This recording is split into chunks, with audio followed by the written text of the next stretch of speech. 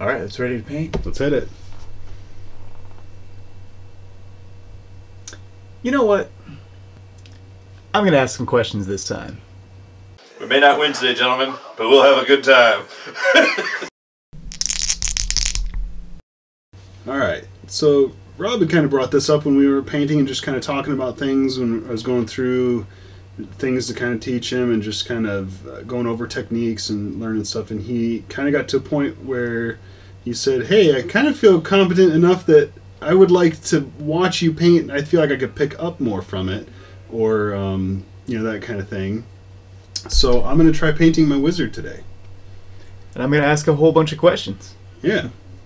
And I think I'm going to do my best to be aware of what I'm doing and kind of tell you as I go, but I think certainly when you get in like the painting mode, you're kind of just focused in, at least I really am. So yeah, as many questions as you want as we go, I think is going to be kind of cool. Oh, I'll butt in with some stuff. Yeah. And especially now that you've done a bunch of stuff, like there's a lot of words that are going to make sense, like dry brushing, Right. and layering and blending and stuff. This stuff has meaning. It's going to have meaning. Yeah, it's not going to be all gibberish. So I'm just going to kind of get to it, and we'll kind of get a perspective of, Rob watching somebody now with some skill and some knowledge in the bag, being able to ask some questions to help maybe refine what you feel like you're picking up. And then the rest of them, probably from here on out, I think you'll paint. But I think I agree with you. I think this is a good time to watch me paint one and ask whatever questions you want. So Let's watch the master. yeah, we'll get set up and we'll get to it. That seems sweet to me. It's definitely like a brown tan that's not way too dark, but it's definitely got that little warm orange kind of to it. I don't know if that's coming through for you. Oranges are probably sure. better than reds, right? Oh, yeah. So the way that I had this mixed, it's kind of thinned enough on my brush. I like that right there. I'm going to just start getting a few things blocked in. And I'm not going to worry too much about the fur, so I'm going to come back to that anyway. And I kind of want to be a little bit messy around those little chains or beads or stuff that are there in front for her, because I want all the cloth underneath it to be this color. I can always come back and neaten up. So again, these roads are going to end up white. Oh yeah, feels Gotcha. a little weird right now, doesn't it? A little bit. Uh-huh. A little bit. Imagine this. Like we had talked about the one time. I love the way you said this. Like you want to take like a literal interpretation when you're looking at stuff. So I did not just in my head go, oh yeah, white robes. Oh, let me start with the orange khaki kind of color. But if you look at pictures, if you study, like use something as a reference material. There's nothing wrong with that. And either from watching other people paint like straight up minis, or looking at real life pictures of something you want to paint, you see that like the recesses, the shades are kind of that color. So I want to start that with that color so I can build out from it. So this 2 coat's kind of the industry standard. We have our Lord and Savior Duncan Rhodes to thank for that. He's a prolific painter that did a lot of tutorials for Games Workshop, and it's like his mantra. Remember, 2 thin coats. Gotcha. I'll show you some of his stuff. Cool. So I'm going to try to get like all the base coats down right now. I wouldn't want to wait for that to dry and just be sitting around and then do the layering up.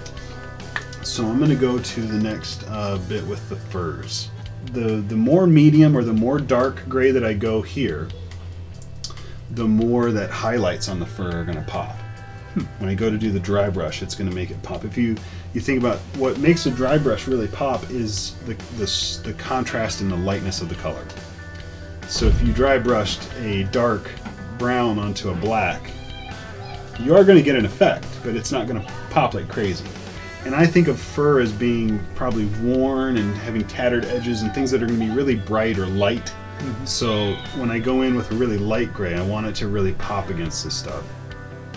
So they're sponsoring us this week, I take it? Yeah, oh yeah, they jumped on it. They saw 100 subscribers, and they were like, shit, we got to get on that train before someone else does. That's 100 eyeballs right there. That's 200 eyeballs. It's 100 pairs, son. So now we're going to be real careful. Because I want to cut in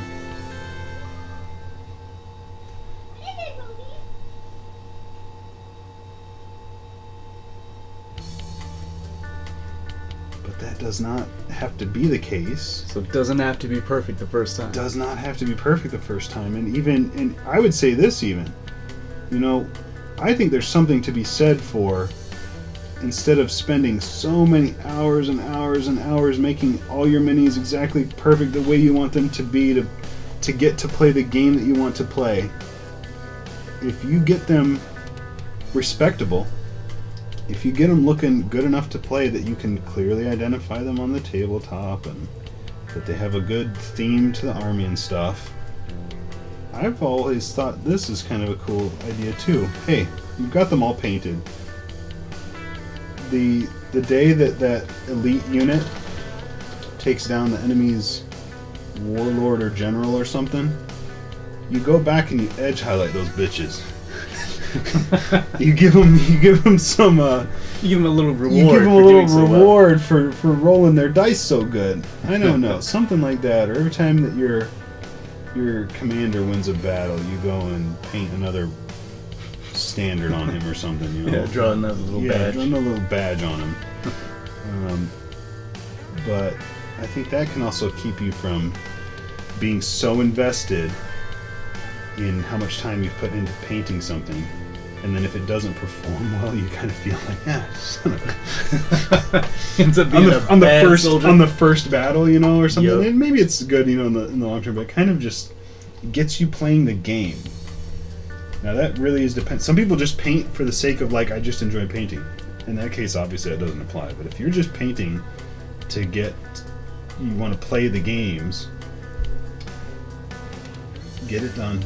Get it done respectable the first time. Don't, you know, pay attention to things that won't goof you up in the future. Like, don't do gloppy coats. Make sure it's thinned appropriately and stuff. But you can always go back and add to it.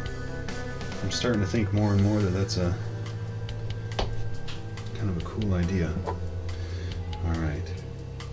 And it's conditioning too. I mean, all your other units see that, and they see, oh, if I do well, then maybe I can look better.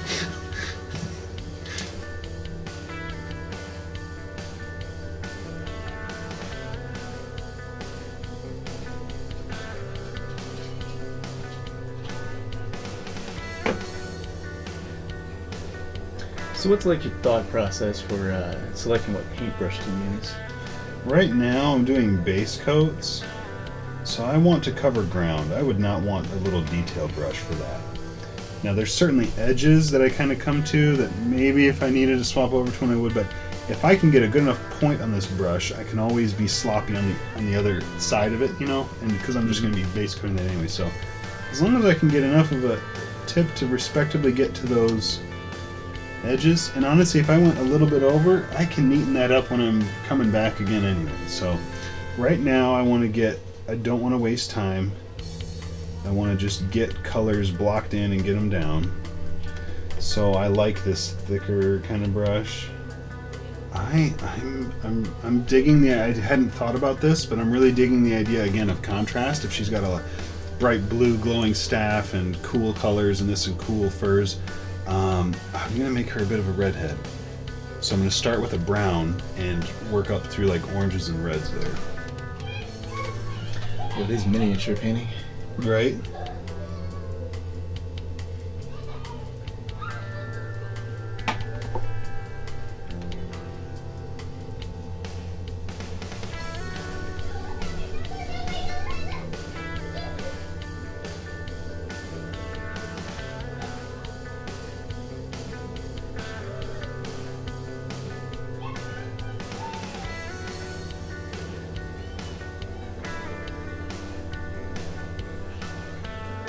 So she's wearing some like necklace jewelry and stuff, and I'm just trying to paint right over that because it's raised detail, and I'll be able to pick it out with a small brush a lot easier than trying to paint around it. For sure. Yeah, that'd be a pain.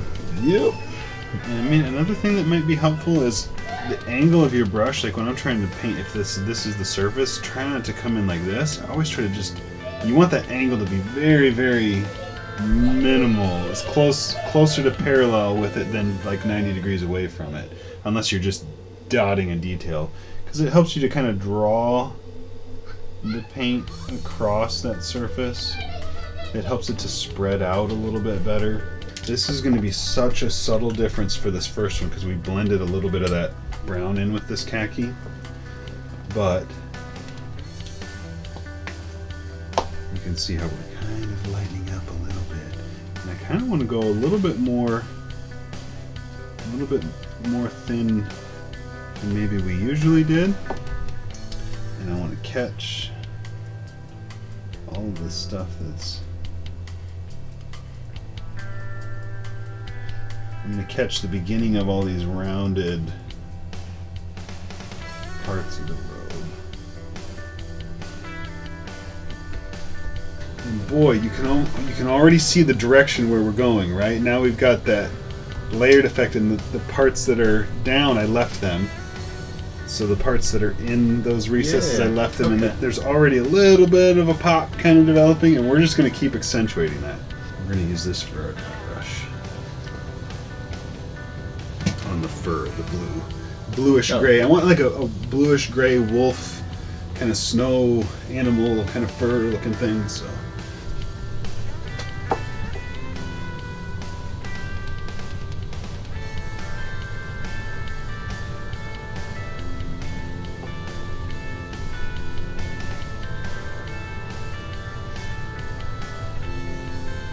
wherever I was before, I'm not quite going that far with the next highlight, with the next layer. I'm kind of always drawing back off of it just a little bit. And that helps create that layer. Yeah, that blending, that layer. This is maybe a little bit lighter, but also a bit more blue too. You can see that kind of robin's egg blue kind of quality in it. And it's called underbelly blue. P3. And I'm going to take that and I'm going to try to... areas that I think are kind of the top layers of fur, some different sections and things, I'm going to pick them out a little more. And it's going to give it a little more variety. So, bottom line, you stop when you're happy with it. Yeah, pretty much. And now I feel good to go back and do a last little bit of white. So I'm not creeping all the way back up. With this white, I'm not going all the way up that line. I am taking it all the way down to the flat here where all that color is. I want all the middle of that shape of that round to be this whiter cream, but I don't want to take it all the way up and leave some of those shadows and things. Yeah, so what's the plan with this? The plan with this is I'm going to pick out, I want these to be like maybe little chains or something, you know, or metal beads on some threads or something. So I'm going to pick out some of the chain work in the front of her robes and stuff. I'm going to paint that like it's a bangle. And I'm going to get like the necklace and stuff. I'm going to kind of call that kind of gold, brass, whatever. And I think that's mostly it. So I'm going to switch over. I don't like how the warm brass and her warm flesh tones aren't, it's going to be muddled there. I'm actually going to go with like a nice bright silver there. So it's a colder kind of metal.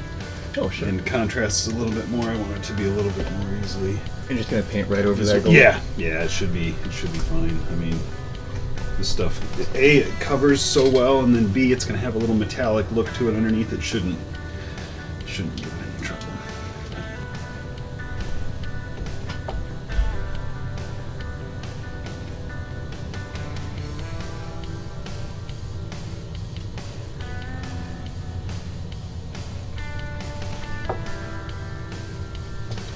So what kind of tips and tricks might you have for doing like little detail work like that? I'm trying to just I'm not worried. This is such a small detail. You could get crazy, and I have done before, trying to get the sides of the chain, you know, where it hits her flesh. But really, if I get the top of it, and we come back in with that flesh wash for like the skin and stuff, that wash is going to nudge into that crevice. It's just going to make it dark. It's going to separate it. And the top is going to be what's showing. So I just worry about getting a good solid look on the top of it. And I'm going to let the wash kind of neaten up if a little bit gets nicked over on the side and like on the flesh colors and stuff. Gotcha. I'm just going to let that cover it up. Painting her neck silver or whatever. Yeah, so it doesn't get too splotchy or like, whoa, hit a dab and then it really runs everywhere. Something like that. That just kind of helps avoid that. If it was a bigger detail, like the edge of a shield or something like that, I would try to paint it if there was enough. But this is so small that I'm not going to try to get in there and do the... So you could do more damage by trying to cover everything. I think so. So I'm just kind of edging around her shoulder and stuff there with that brown. And it's kind of a thicker little line around there, but I'm going to come back in and give it like a dark brown wash over that, or maybe just use the flesh tone over that and it'll blend it kind of right into the black. Oh, gotcha. And that way it just kind of has a little bit of a warm edge. You kind of go, oh. Yeah, it's definitely pretty subtle. Yeah, it's not I don't want it to slap in the face too hard or anything. And with already having a dark flesh tone down, if I just hit the raised edges of like the fingers and stuff there, I'm gonna already kind of start getting a shadow effect going or recesses. So I'm not gonna be so concerned with hitting a perfect like full coat again of it. And take that thornwood green. I want to pick out some of the details of those branches that are holding that face. Move it up on this brush and just kind of pick details. So I'm looking at like the edges, the tips of some of those pieces of wood. This is a really dark red. In the same way that that brown, it's going to come up underneath. This is going to give me the base coat that I want to do her as a redhead. Because the red you're using is a pretty like fresh blood type red. Yeah, exactly. So like the brown kind of darkens that up. And in the same way, I like having this like exactly like you said. This is almost, I would call it this would be a good blood red to use. But when the robes started out and it was like tan and we're like a brownish tan, and you're like, white? Oh, okay. We're going to come up from here. We're going to come up into oranges and other brighter reds kind of thing, and even like tan probably at the end. And it's going to have that same kind of effect. Fiery redhead. Inferno orange. That's pretty fiery. That's pretty fiery. We're going to go orange here, and I'm going to come back with almost like an amber, almost like a blonde color of a tan, but with the red and the orange underneath it. It's going to look like highlights. It's going to look more like hair instead of a stoplight, and it'll kind of tie some things together and mute down any crazy orange and red that we've got going on. So I feel okay going with a thinned down orange here. Gotcha. I might still tone it down a bit because this is quite orange, but I really want a nice bright orange to work with. Yep, somebody got bored naming these things. Mm-hmm.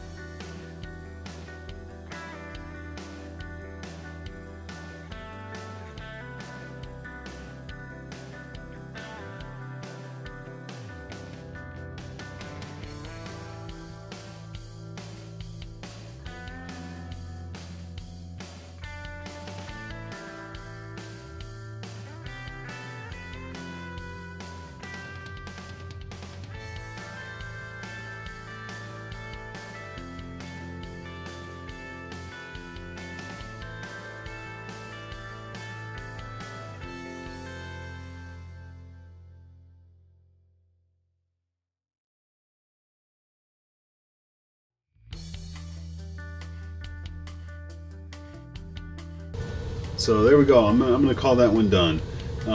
Like I was kind of telling Rob, things really depend on how much time you wanna spend on it. I feel very capable as a mini painter because it's been like so long that I've been painting.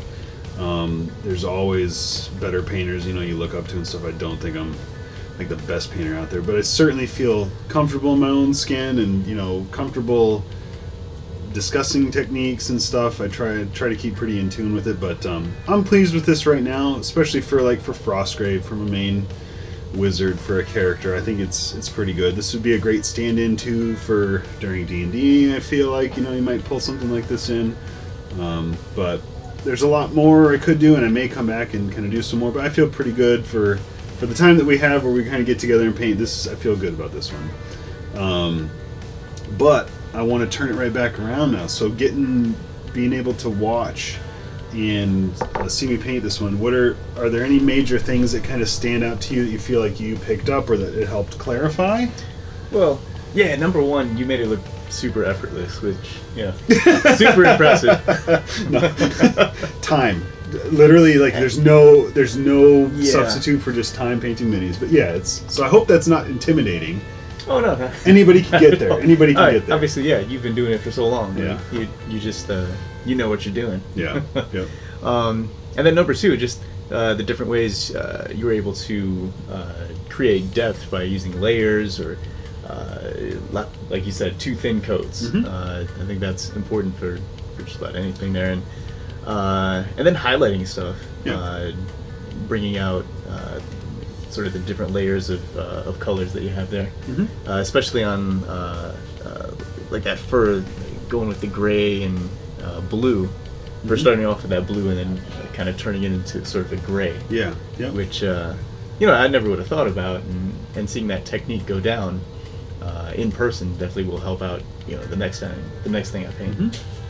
And then hopefully, maybe one of the things that what I was kind of picking up that you were saying was like, whoa, really? We're going to paint white and we're starting with that dark of a color for the robes, or starting with that blue of a color for the fur and those kind of things. That getting it maybe gives you a little bit of insight into how you can really play with base coats as an underlying thing, and how that first one is not your final coat. It's not the end of what that part is going to look like, but just you're kind of setting yourself up. You're kind of thinking a shot down the road.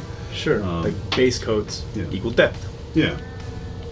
And maybe a good thing too that is maybe a good time to kind of help pull together is layering and dry brushing are kind of like building up brightness, and shades are kind of like taking it down. And they can kind of work together or work against each other in a way. If you dry brushed an area and it felt a little too bright, you could put a wash on it and tone it right down.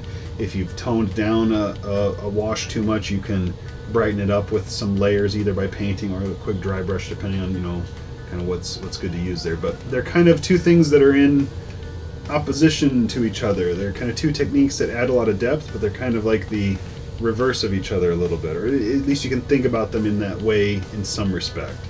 And so I think that kind of really came out with how much layering and dry brushing and shading kind of used on the mini. There's a lot of ways you can kind of play around with that. Yeah. So seeing that stuff in action really kind of I guess brought to life everything you've been telling me. Yeah. So. Yep. And I think especially I picked this one out because I really just want this one for my wizard. I'm just kind of I'm enamored with this cleric thaumaturge wizard, and I think she's going to be a lot of fun to play. But I thought, those robes, that's going to be a perfect opportunity to show you how to start way darker than you think, and kind of how to layer and brighten it up, and how you can kind of get to an interesting finished product that you wouldn't think of painting so dark in the recesses, but it really kind of comes together at the end.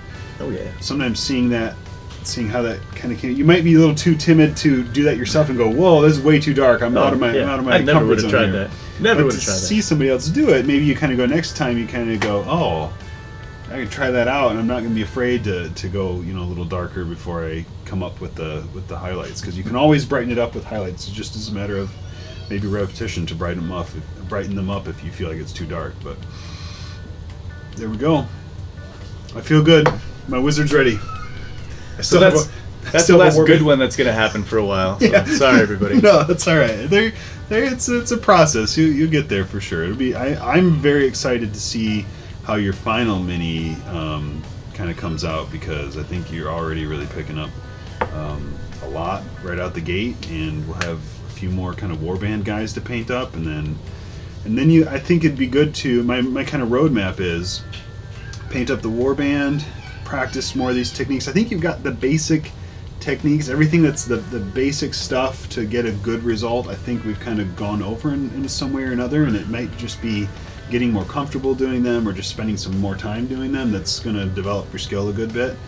And then when it's time to paint up the wizards, the more in-depth characters, we'll do the apprentice first as the kind of step up, and then your final masterpiece will be the wizard. So Final test. final test. Yeah, there you go. Is it a test on you? Is it a test? I don't know. Yes. Or both. Yeah, we'll see. We'll find out. But anyway, hope you enjoyed it. I hope you kind of learned something about it. And if you're following along with Rob kind of learning to paint, ask us anything, any questions, anything you maybe kind of want Rob to look at in the next video. We'll try to, depending on when these kind of go up versus when we film them, we'll try to incorporate something if someone's really curious about the technique or how to pull something off, as long as it's kind of a basic thing that kind of sticks to what the kind of spirit of this is, of just getting in on the basics and getting a good looking model warband ready to play some games, and we'll certainly consider it. But, cool. Sweet. All right. Thanks for watching. We'll see you next time.